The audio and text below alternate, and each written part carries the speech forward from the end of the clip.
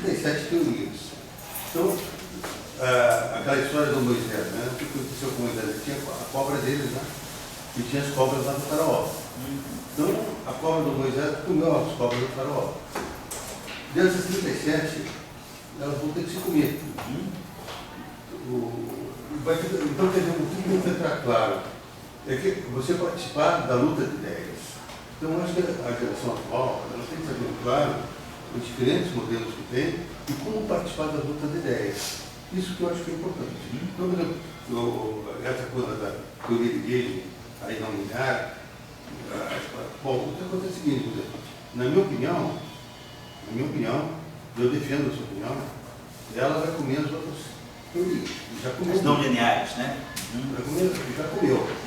Assim, então, quer dizer, não vou estar aqui fazendo um discurso, a gente faz a apresentação, mas o discurso que eu quero dizer é o seguinte: as pessoas que estão aqui, elas têm que participarem do debate de ideias através de equações. Mas então ela tem que começar a visualizar, através do curso, como é que o spin entra, como é que a massa entra, como é que a carga entra, como é que a cangaleta entra, como é que tem polarização, tem foto, e começar a ver quais são as teorias que estão debatendo. Certo. Eu acho que isso é muito importante. O ambiente é propício a isso. Quem quiser usar esse espaço. Eu acho que o curso, depois da primeira metade, a gente podia fazer um dia um festival eletromagnético. E daí você pudesse apresentar para as pessoas, olha, isso. Por que come, por que não come, o que ainda falta fazer, mas tudo com equação. Não, certo. Assim, não, tudo isso aqui, se você quiser olhar, tem altas equações. Porque tem coisas assim, às vezes simples. Dou um exemplo de uma coisa simples. Polarização e magnetização.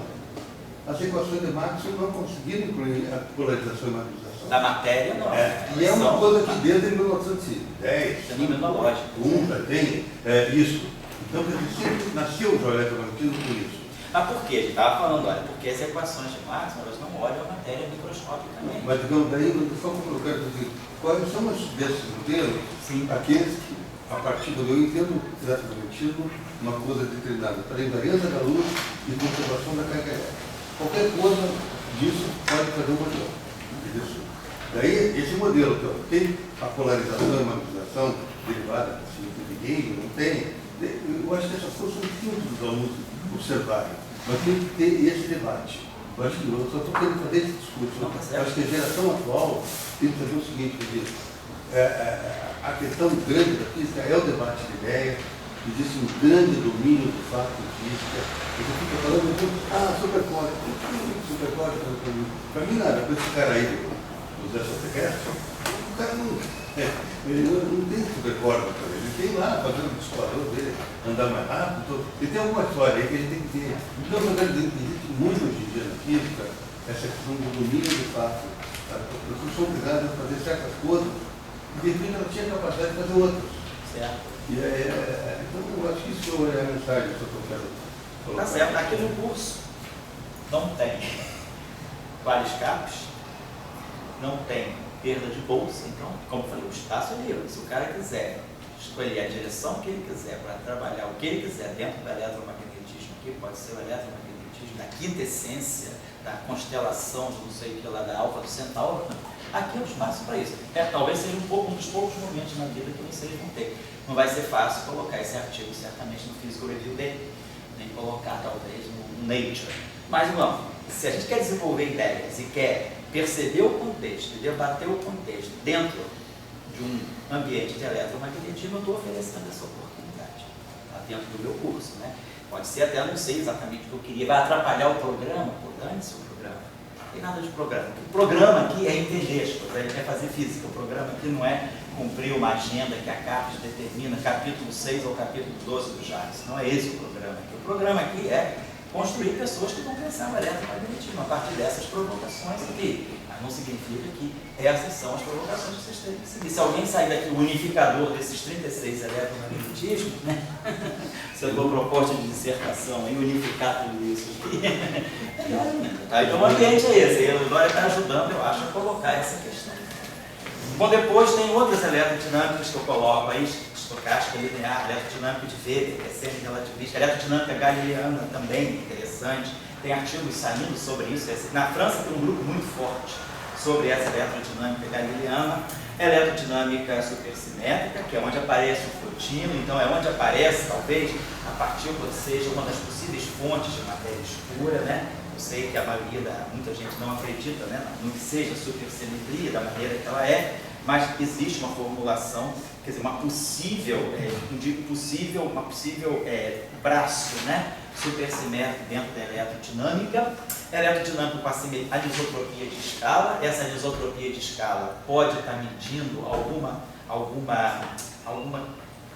escala fundamental do próprio espaço-tempo, é alguma coisa ligada à gravitação também, que é o que andou, aliás, foi uma moda, agora essa moda está um pouco passada, mas se vocês olharem a literatura da área entre 2009 e 2012, a bomba foi 2009 e 2011, 2012 a atividade já começou a ficar mais fraquinha, que era Rojava e Lifshitz, que era uma abordagem, né, de vários aspectos da física, sob essa visão de que o tempo e o espaço eles têm uma assimetria no que diz respeito às propriedades de escala. Ou seja, no limite de altas energias, a gente começa a perceber uma anisotropia na escala, naquilo que é a escala, a dilatação do tempo e a dilatação do espaço. Não dilatação no sentido do espaço, no sentido das equações da relatividade especial, que é o tempo, o espaço se contrai, não é isso que eu estou falando, são transformações de dilatação.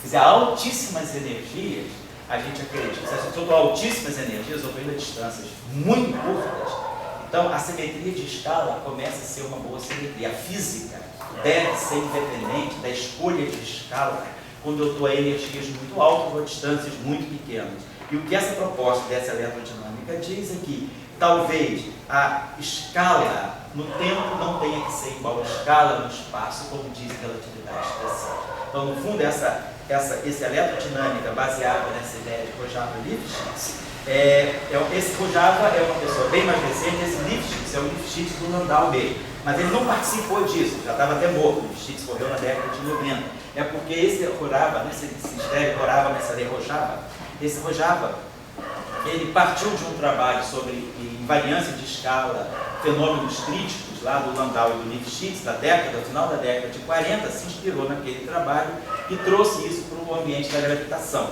E aí criou o que se chama gravitação de Rojava-Lifshitz, mas na verdade quem fez isso foi o Rojava.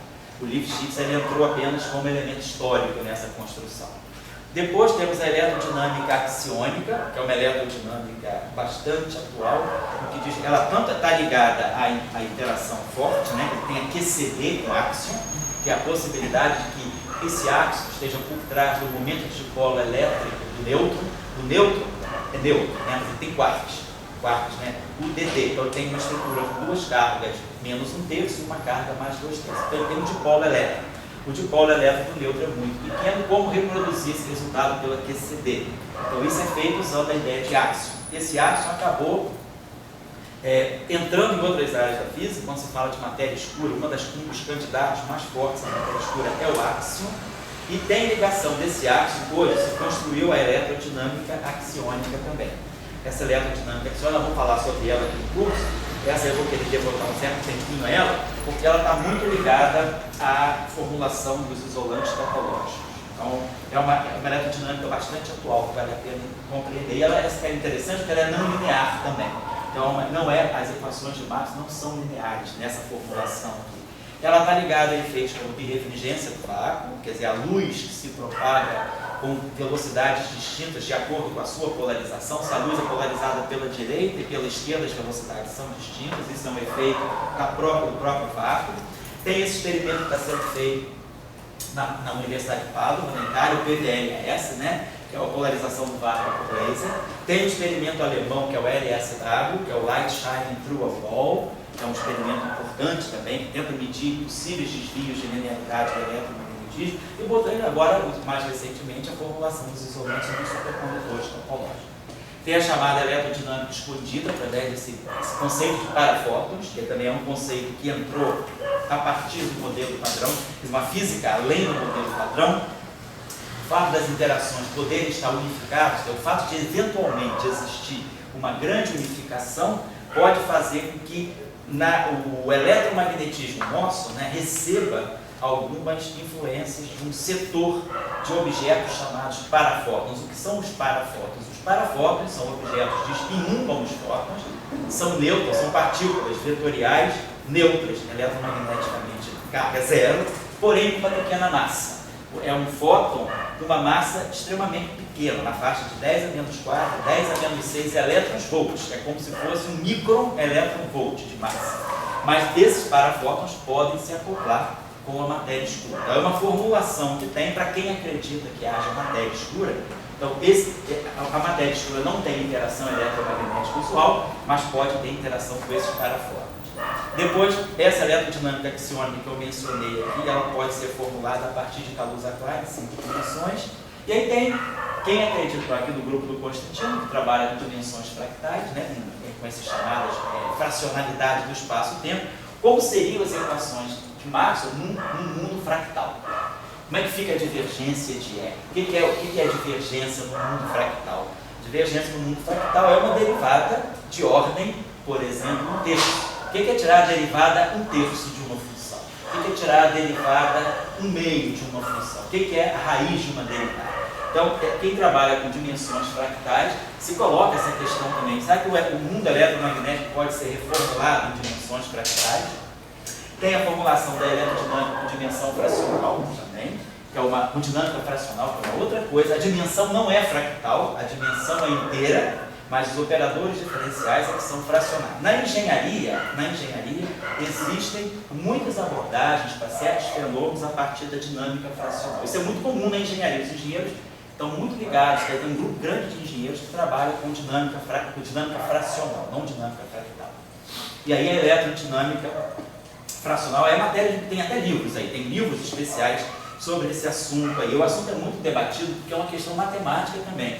Os matemáticos estão no meio dessa discussão e existe uma controvérsia grande na definição desses objetos matemáticos. Tem várias definições do que seja uma derivada fracional, nem todos os grupos concordam com essas definições. É um campo muito interessante também. Se vocês quiserem uma aula sobre isso, eu tenho um colega que é bem especialista nessa área, ele trabalha na Federal Rural do Rio de Janeiro, ele pode dar um seminário interessante para vocês aqui. O nome dele é José Weber Spiel, ele trabalha bastante com essas, conhece bem essas formulações fracionais do eletromagnetismo.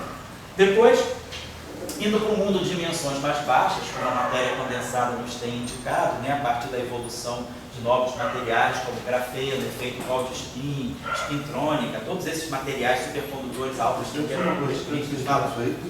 aonde eu estou? Você está entrando. Falei que agora estou entrando no planar. O spin zero, o fóton de spin zero, ele tem sido importante? Tem sido importante. Você fazer uma formulação, por exemplo, um fóton longitudinal. O que é o fóton longitudinal? Acho que até você tem que estar ligado no trabalho disso. O Gustavo está fazendo um trabalho interessante, onde ele está com um colega dele lá de Guará, né? O colega deles, eu até estou lendo o paper deles aí, eles estão fazendo um paper interessante sobre uma eletrodinâmica com fóton escalar. Pode apresentar aqui para vocês. Mas isso aí tem tido o seu interesse na comunidade, mas sobretudo o pessoal que trabalha com matéria escura, desse fenômeno, desse setor chamado setor expandido. O que seria um fóton escalar nessa discussão? Esses dois experimentos de base da o PBLS e o eles LSK. têm interesse em fóton escalar? Tem também interesse em fóton escalar. Tem, porque eles têm interesse, né? Esse axio pode ser visto como uma espécie de um fóton escalar. Depois, então, aí as 4 últimas, né, quer dizer, eletrodinâmica planar, planar quiral e planar com separação spin-carga, são eletrodinâmicas mais ligadas a baixas dimensionalidades. Como é que fica o fenômeno eletromagnético quando o mundo é planar? Como é o caso do grafeno, né, que é uma superfície, né, monoatômica. Então tem uma teoria, uma eletrodinâmica planar quiral com o grafeno, desenvolvido pelo Jacques Pi. E também tem uma outra eletrodinâmica muito interessante, porque é um fenômeno que aparece em baixas dimensões, que é o fenômeno da fracionalização. Você tem um gás de elétrons, quer dizer, o material, o objeto que faz a combustão são os elétrons, mas por uma questão, esses elétrons sujeitos a uma temperatura muito baixa, um campo magnético muito intenso, o fato dos elétrons estarem confinados no plano faz com que eles desenvolvam, esse material possa desenvolver certas excitações muito particulares. Você pode, esse mar de elétrons, esse gás de elétrons, eles podem desenvolver excitações que são chamadas de hólons e de spinons. Os hólons seriam os elétrons só carregados, mas sem spin. E os spinons seriam os elétrons sem carga, mas só com spin. Então é como se o elétron se fracionalizasse, existissem partículas que carregassem só a carga, com spin zero, e partículas que carregassem só o spin meio com carga zero. Nesse cenário aparecem os chamados férmions de Majorana, que são uma propriedade muito natural da supersimetria, e isso tem feito até com que haja uma conexão, uma possível conexão. Será que esses férmions de Majorana que estão aparecendo nesses materiais e que aparecem também abundantemente nos isolantes topológicos poderiam estar indicando a entrada em ação de algum tipo de alguma escala supersimétrica nesse mundo confinado de baixas dimensões? Então essa discussão aqui dessa eletrodinâmica planar com separação spin-carga, né? Tem o SO2, é uma construção do Fröhlich e do Marchetti. O Marchetti foi até colega meu de doutorado lá em Trieste, e o Fröhlich, que foi o orientador de tese dele. Eles fizeram uma construção muito interessante, baseada exatamente como se fosse a teoria SO2, uma teoria eletrofraca, mas uma teoria eletrofraca construída para dar conta da separação spin-carga. Então, tem uma matemática interessante, é uma abordagem. Não é uma abordagem. O problema é um problema físico muito interessante, mas a abordagem do Fröhlich e do Marchetti é uma abordagem muito formal. Eles trabalham com teoria de campo mesmo no sentido dos axiomas. É uma discussão não perturbativa muito interessante. É um trabalho muito rico de ideias para matemática e para física. E depois tem a chamada magnetohidrodinâmica também, que são as correções não lineares, né? Quer dizer, quando você trabalha um fluido magnético, né? Como ficam as equações, unindo, né, a mecânica dos fluidos com as equações de massa, a gente ganha esse magnetohidrodinâmico, que tem propriedades muito interessantes também. Tem bons livros no assunto também. Você acha que esse conjunto de equações, pegando essa última, né, a tendência é você criar uma... A última que você disse que é magnetohidrodinâmica? A tendência é criar um Navier-Stokes eletromagnetismo. Sei. Porque Navier-Stokes tem não binaridade, certo? Mas só que o que está estudando é o campo elétrico e o magnético. Sem dúvida, isso aí está presente aqui em várias dessas. Eu acho que todos eles têm assim, claro que na terceira plano isso Então, pessoal, a gente tem essa lista aqui, né? Vocês podem agora... Pode falar. Para mim, uma coisa dele lá no novo do Marciano, o que ele quer saber do Marciano é o seguinte: vem cá, como é que você anda mais rápido do que a luz? Quer dizer, se existe esses caras aí, deve ter de alguma maneira ali andando por aí com velocidade financeira. E para não ser tudo, né? Então, o que eu te pergunto é o seguinte: quer dizer, a medida da velocidade da luz, atualmente, ela é uma medida galileana ou a medida da velocidade da luz, na verdade, ela tem que vir da modelagem. Quer dizer, desse modelo daqui, você tira uma relação de dispersão, dessa relação de dispersão se calcula a velocidade de grupo, e deve ter uma velocidade de grupo dada por uma equação, modelagem. Daí você pega a velocidade de grupo na equação de baixo, compara, vê se é maior ou que é menor. Agora, outra visão que a gente tem para a gente, passa muito que a velocidade da luz foi medida galileanamente. Muito certo. Fizeram lá, deve ter 300 mil, estamos 299, sei lá.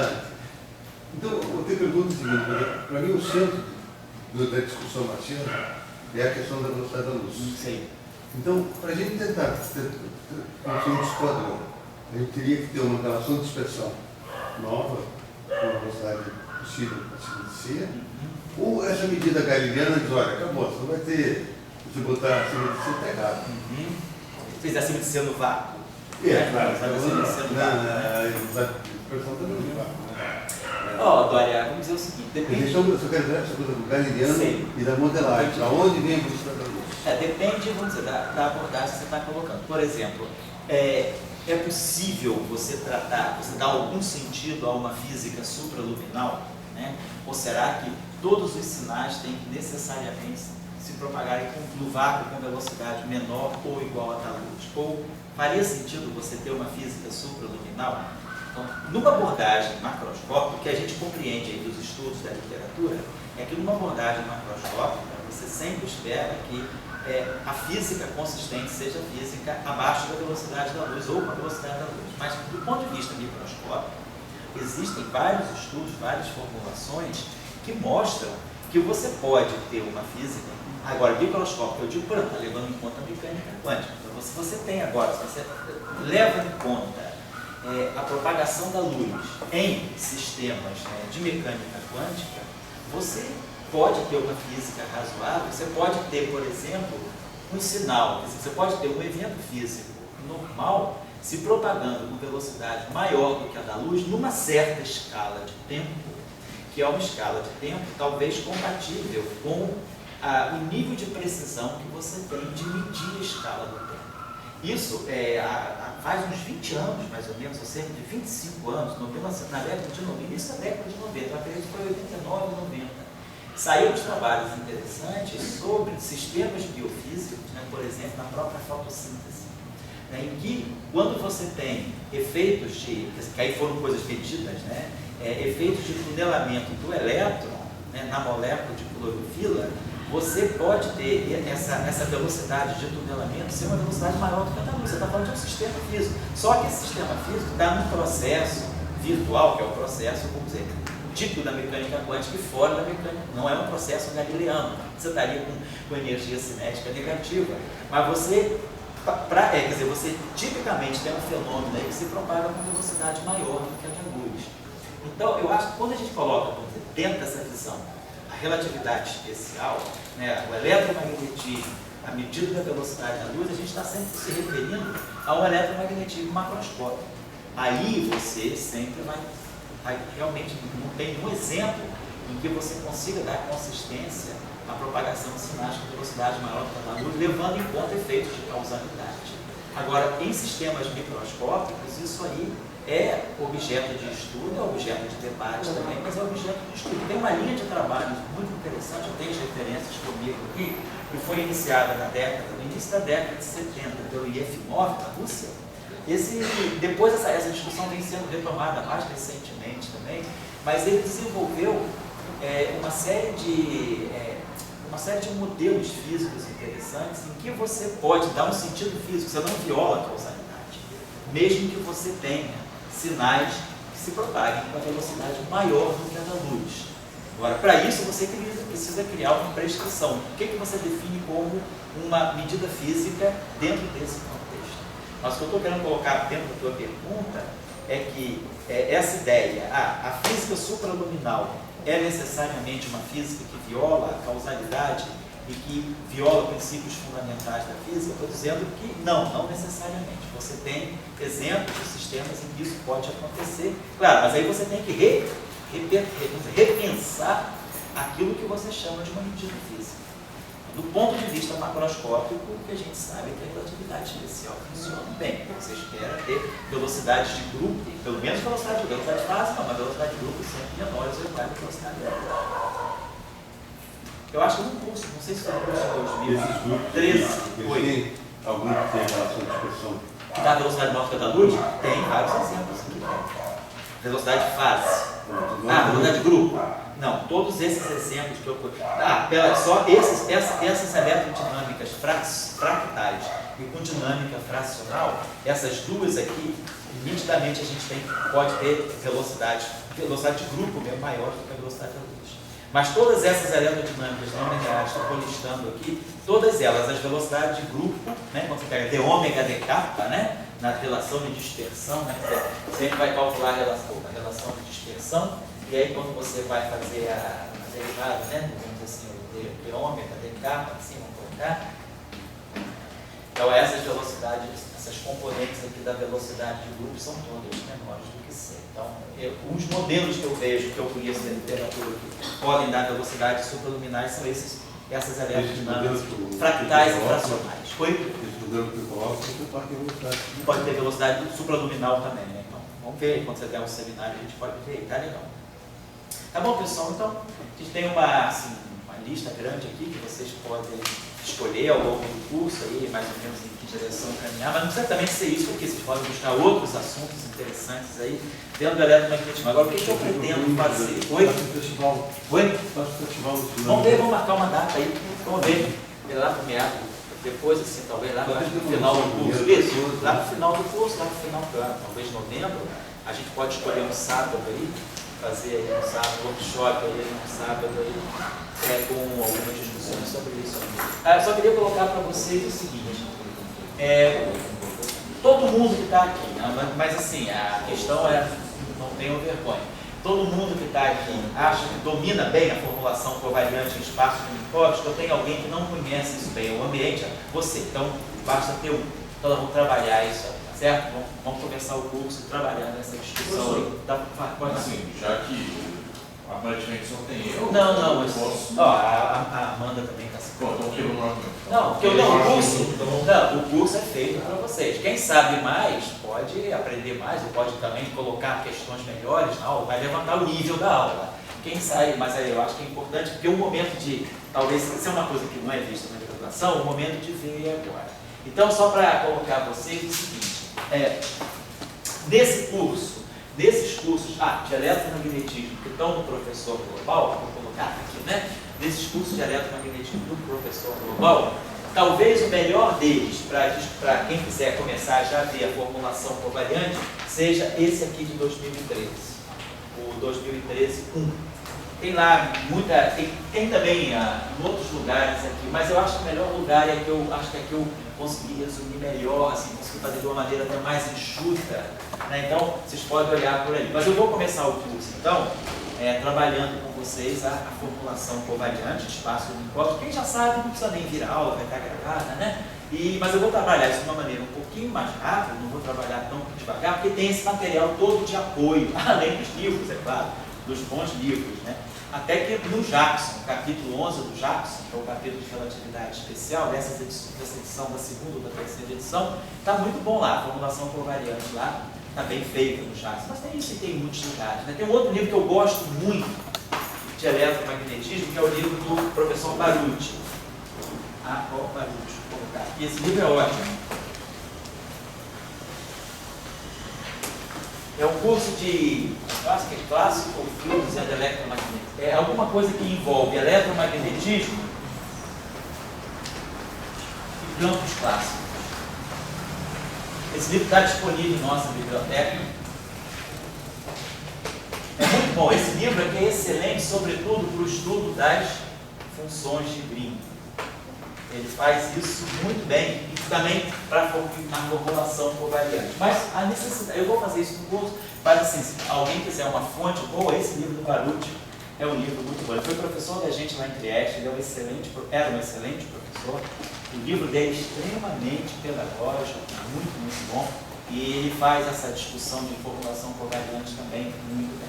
Então vamos começar por aí. Então eu vou deixar mais ou menos a ideia do curso. Se alguém quiser colocar alguma questão de esclarecimento ali sobre como as coisas podem funcionar, eu dou as ordens aqui, tá bom?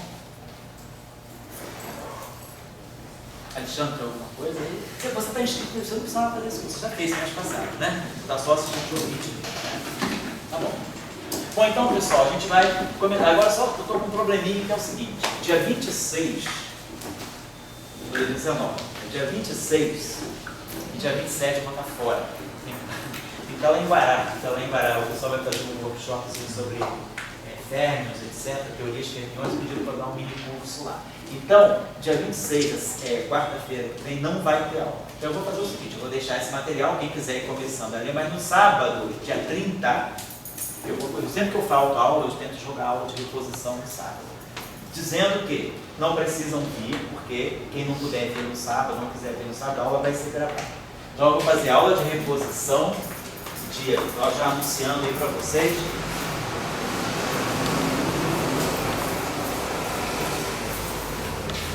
Então, a aula do dia 26, infelizmente, vai ser a primeira aula onde eu ia trabalhar mesmo, quer dizer, a aula do dia 26 de agosto, ela está sendo levada no dia 30 de agosto, que é sábado.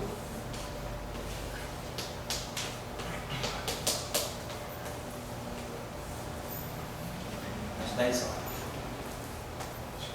Bom, então só para avisar você. Vai estar gravado, então não tem problema de ter frequência, tá certo? E aí nós vamos estar trabalhando. Nessa aula eu vou tentar fazer uma aula o mais condensada possível, tentar ser claro, obviamente, mas tentar condensar numa aula assim, tudo aquilo que é essencial para se compreender a formulação em espaço micorrístico.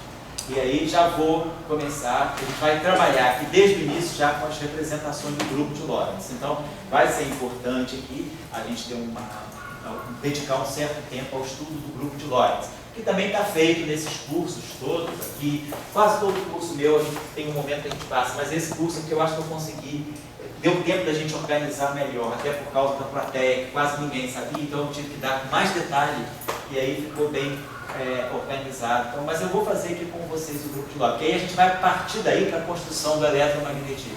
Nós não vamos fazer a construção do eletromagnetismo dentro de uma visão fenomenológica. Vamos mostrar o seguinte, que, como o Dória falou, a física da luz, né? Se a gente quer construir uma interação, vamos tentar trabalhar com princípios mais, construir as coisas a partir de primeiros princípios. Então, a nossa ideia vai ser, se nós quisermos construir uma interação física, em que essa interação se propague com velocidade c, e essa interação seja portada por um objeto que tem spin 1, então se eu coloco só essas duas prerrogativas, a consequência são as equações de Maxwell.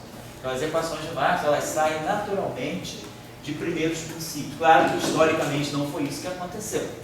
A gente primeiro viu a carga, aí veio a eletrostática, da eletrostática passou a magnetostática, aí veio a indução, depois veio Faraday, Ampère, Maxwell, corrente de deslocamento, até que Maxwell conseguiu sintetizar tudo nas suas equações.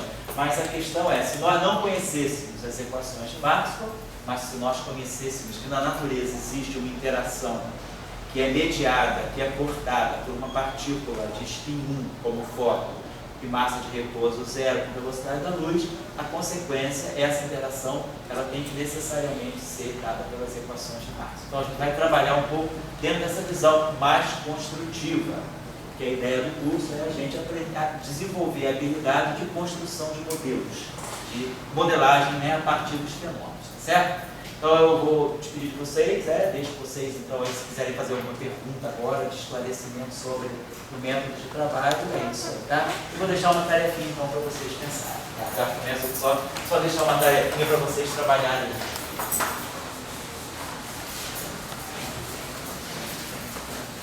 Opa,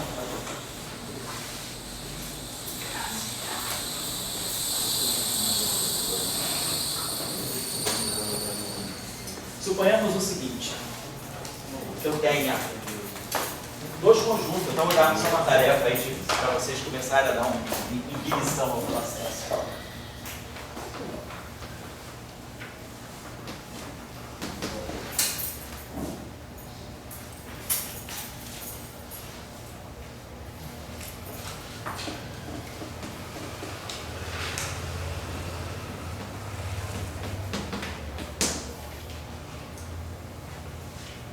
A tarefa é a seguinte, suponhamos que eu tenha dois conjuntos, não vou dar em formulação covariante, não vou dar em formulação visual, tá?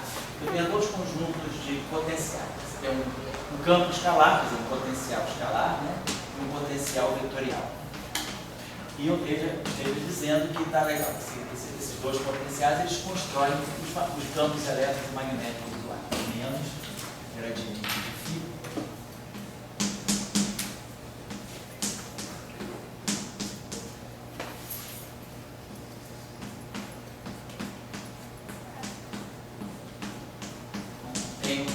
Então, isso aqui é o normal, é Maxwell.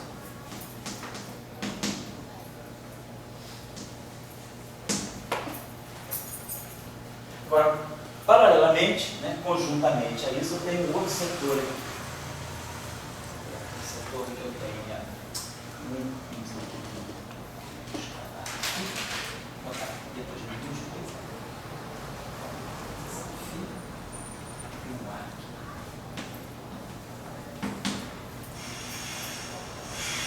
Vamos definir, então, campinhos assim. Então, seria menos gradiente desse φ.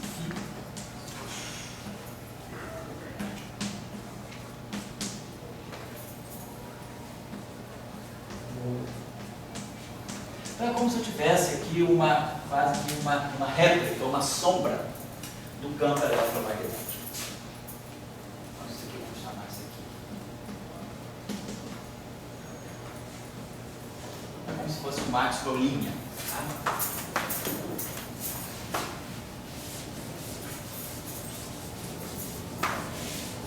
Então nós estamos, se vocês já sabem lá no mínimo assim, de algumas coisas lá da graduação, a gente sabe que aqui nós temos uma simetria de Gauge, né? Quer dizer, eu posso, né? Nós podemos fazer transformações, eu posso passar desse conjunto, vamos enfiar, posso passar desse conjunto, enfiar, um conjunto, né, de potenciais fininha a linha,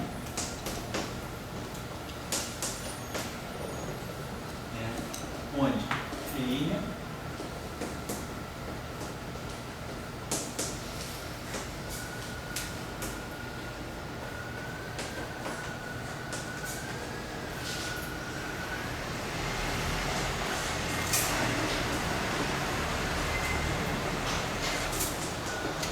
então tem uma função, é o que a gente chama, né, normalmente de transformação de gauge, simetria de gauge ou simetria de calibre, né? A gente tem uma transformação que mexe nos potenciais, mas que deixa os campos inalterados. Substituir, né, construir um campo é linha, né? Ou seja, tudo linha aqui, a gente sabe que colocando aquelas transformações aqui, elas vão se cancelar e a linha vai ser igual a Hebe, a linha vai ser igual a... Então é chamada simetria de gauge, ou simetria de calibre, né? Do eletromagnetismo. Analogamente, eu vou ter a mesma coisa aqui, só que com parâmetro beta, né? Em vez de ser a função alfa, dizer análogo independentemente, né? Analogamente. Temos, né? Uma invariância.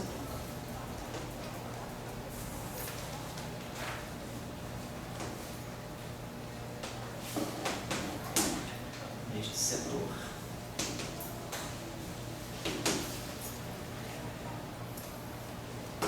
Parâmetro. Se a função, né? A função de transformação. Se a função, né? A função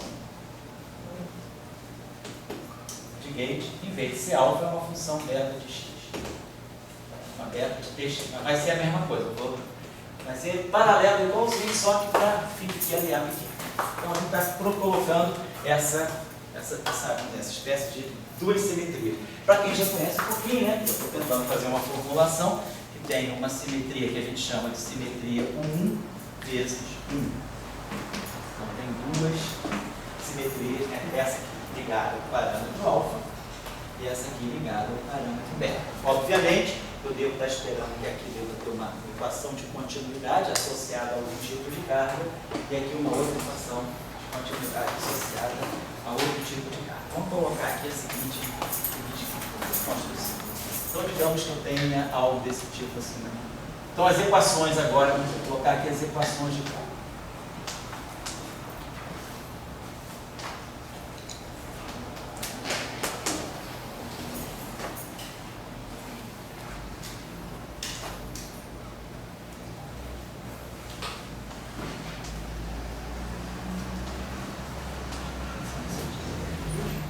Parâmetro, vou chamar de parâmetro psi.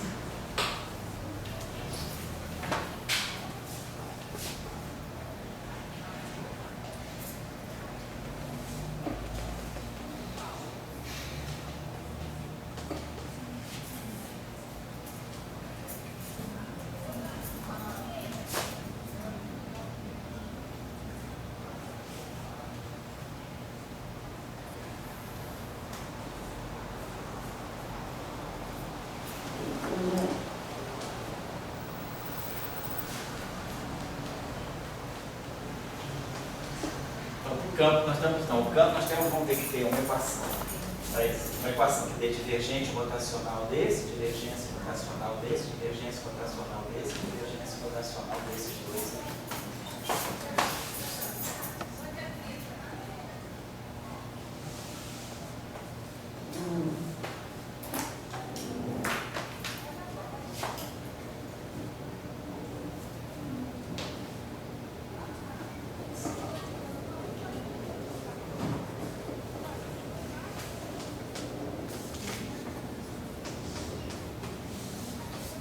o seguinte, vamos chamar esse ρ aqui, essa densidade de carga que está associada a esse setor aqui, vamos chamar essa carga aqui de carga. Tá, para distinguir, vamos chamar essa densidade de ρ e essa densidade aqui de cima. Mas ambas são densidades, tá? Tem essa equação aqui para esse setor aqui. Depois nós vamos ter as duas equações de Faraday-Lenz. Então, o rotacional de E consegue imediatamente daqui, não poderia ser diferente. Se eu tirar o rotacional de E, o rotacional do gradiente é zero, o rotacional de A é B, então fica que o rotacional de E tem que ser menos dB. Da mesma forma aqui. Se eu tirar o rotacional daqui, o rotacional do gradiente é zero, o rotacional desse A que é o B pequeno, então a gente vai ter também um Faraday-Lenz para esse setor aqui. Estou falando que esse setor aqui é como se fosse uma sombra do primeiro.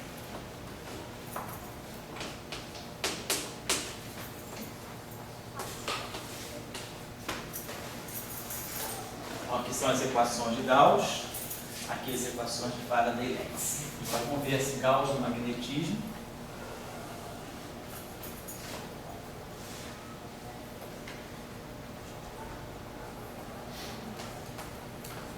Potência V igual a zero, como estou dizendo, não tem monopólio no setor, né? no setor de Maxwell mesmo, né?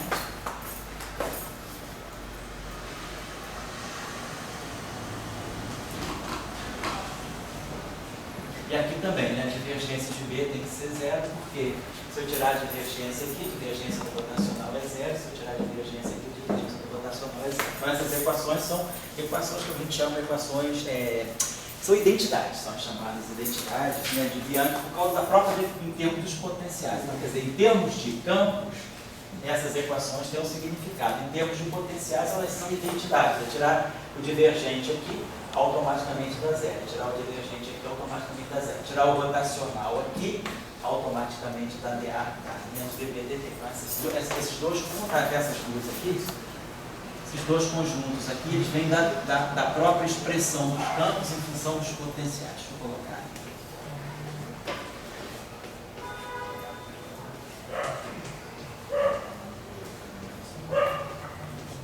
Então, aqui é essa aqui, então esse conjunto aqui são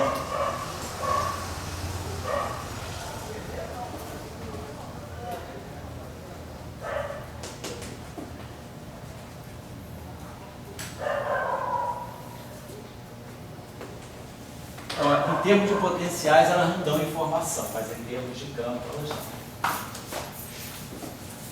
Então, agora vamos resolver isso aqui.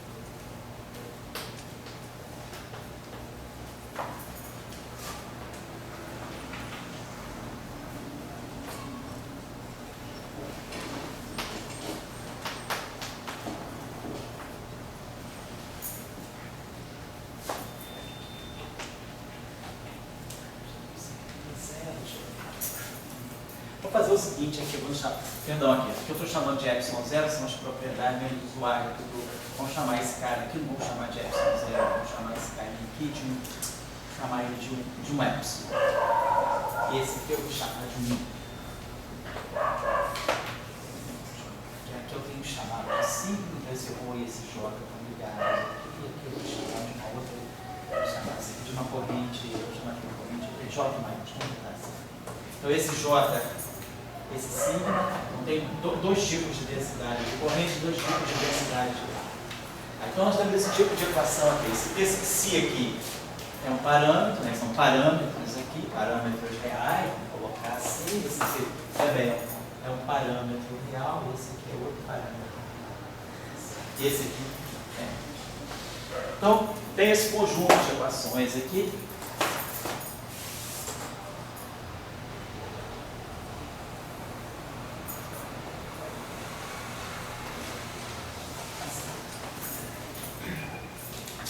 Então, colocaria as seguintes questões aí para vocês estarem. Lembrando do paradigma de Marx, lembrando o que vocês fazem com Marx, fazer com esse sistema. O que significa, primeiro, né? Quer dizer, esse sistema está de uma certa está acoplado. Né? O acoplamento que tem aí é feito através desse parâmetro psi. Quer dizer, esse parâmetro psi, ele está ligando essa equação de Gauss aqui com essa aqui. Então, esses dois campos estão ligados por esse parâmetro psi. A equação para esse campo acopla com E pequeno e a equação do E pequeno se acopla com E grande através desse parâmetro psi. Aqui são as equações de identidade, que são as equações, né, normais, de rotacional divergente.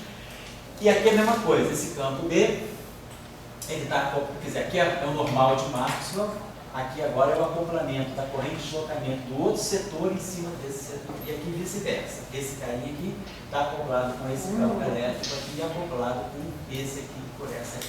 Então o que a gente espera aqui seria, as equações, a gente esperaria ter continuidade, quer dizer, equações de continuidade.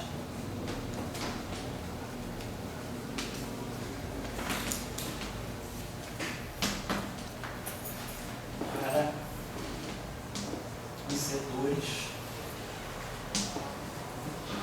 sigma J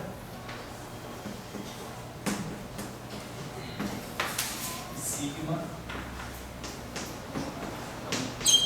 Vamos verificar como é que eu consigo fechar essas equações de continuidade. Claro, isso aí às custas de provavelmente impor algumas condições sobre os parâmetros. O segundo ponto seria então, primeiro ponto, coisas assim, mais imediatas, né? Esse ponto aqui. Depois, um outro ponto que poderia ser um ponto interessante seria estudar, quer dizer, o transporte de energia em momento.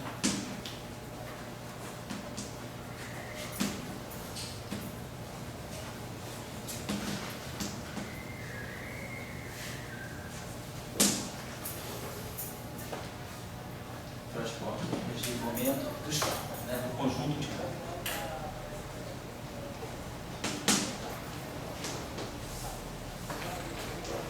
Vamos tirar a densidade de energia e a densidade de momento. A densidade, vamos chamar a densidade de energia e a densidade de momento, que a gente normalmente chama de vetor de Poynting, né? E o vetor de Poynting aqui dá o transporte da energia do momento dessa radiação, né? Mantendo as fontes, tá? Ponto 3 seria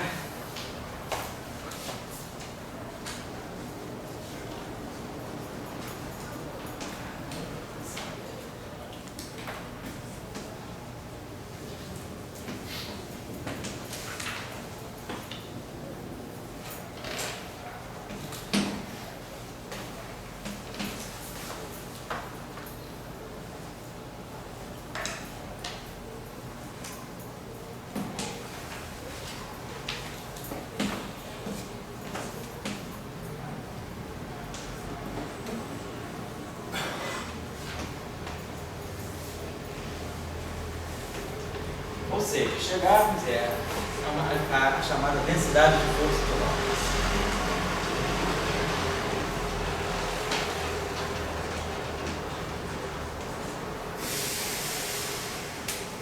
quando a gente, se fosse só Maxwell, né, a gente sabe que a gente consegue ler como é que fica a força de Lorentz a partir das equações de Maxwell, fica o ρ vezes o E mais o J vetorial B, né, que é a presença das correntes, né, com os campos da interação. Então isso aí seria, depois, aqui o caso 4, seria uma análise um pouquinho mais.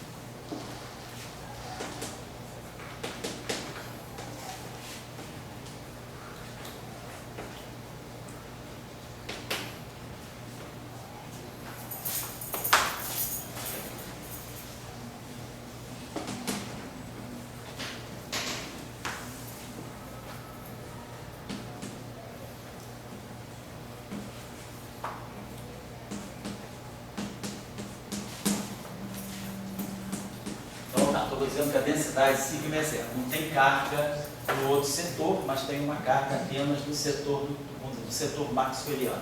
Tem uma carga puntiforme localizada na origem. Como essa carga está na origem, né, então essa carga vai gerar, ela é uma fonte para essa equação aqui.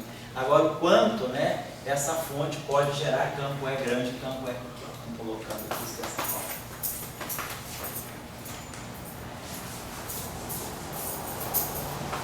Depois, deixa eu ver aqui uma coisinha só, estou fazendo.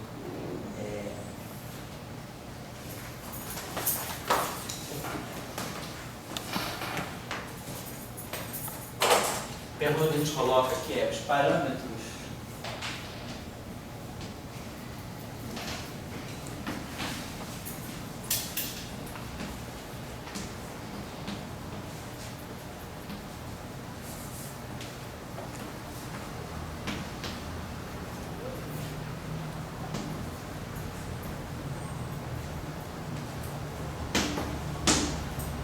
Vai fazer essa pergunta em base a alguma consistência. Você tem que verificar se, de alguma maneira, tem algum princípio físico que vai me obrigar a amarrar em si com o certo, por exemplo. Né?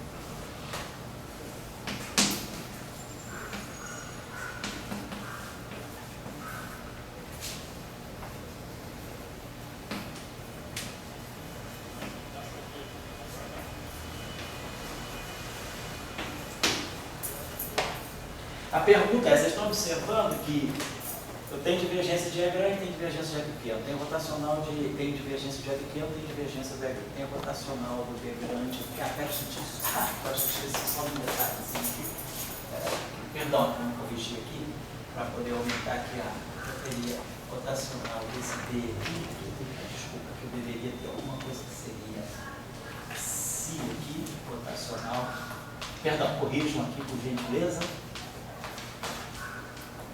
Estou acrescentando esse termo aqui, da mesma forma que eu tenho isso aqui, eu estou acrescentando. E aqui também, eu esqueci de colocar aqui o simétrico, né? Quer dizer, a sombra, né? Vamos dizer assim, a sombra.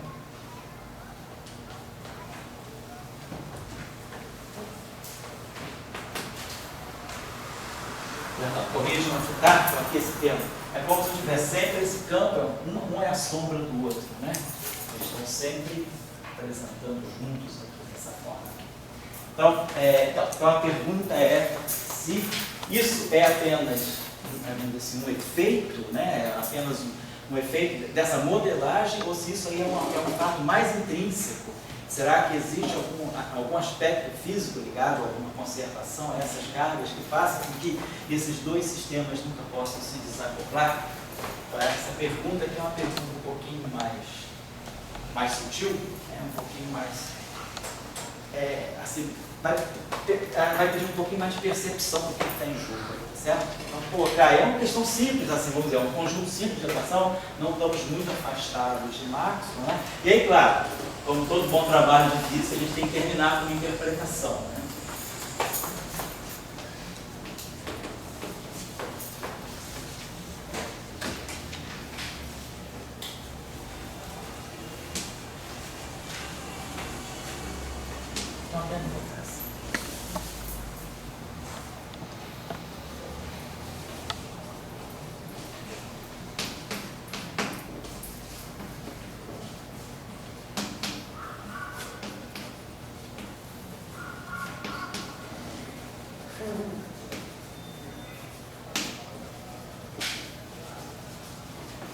Será que tem alguma situação física? Tony, será que tem alguma situação física que eu consiga descrever através dessas equações? Dá um sentido físico para isso ou é apenas uma brincadeira da primeira aula de elétrica, né? Então, vocês podem dar uma discutida, uma debatida aí sobre algum aspecto físico sobre você. Bom, só para vocês, assim, terem alguma coisinha para já começar a botar a mão em cima, assim, né? E aí na semana que vem a gente começa a trabalhar a formulação do leite. Então tá aqui, todo mundo anotou aí a mudança, a semana que vem a aula especial que eu vou ter que jogar para você, né?